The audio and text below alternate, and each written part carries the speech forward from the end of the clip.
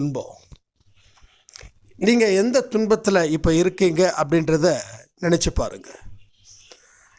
அப்போ இதை எல்லாத்தையும் நீங்கள் ரொம்ப உன்னிப்பாக கவனிக்கணும். ஒரு ஆடியோவிலையும் சொல்லக்கூடிய கருத்துக்களை உங்கள் வாழ்க்கையோட ஒப்பிட்டு பார்த்து அதில் என்னென்னலாம் இருக்குது என்னென்னலாம் இல்லை, இதுதான் உங்களுக்கு முக்கியமான விஷயம். இருக்குது அப்படின்றதும் முக்கியமானது, இல்லை அப்படின்றதும் முக்கியமானது. இதெல்லாம் எனக்கு இருக்கே அப்படின்னு சொல்லிட்டு போகிறது முக்கியமானது இல்லை.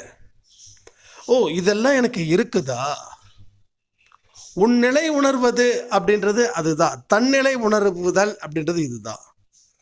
இதெல்லாம் இருக்குப்பா, என்ன புதுசாக சொல்லிட்டாரு,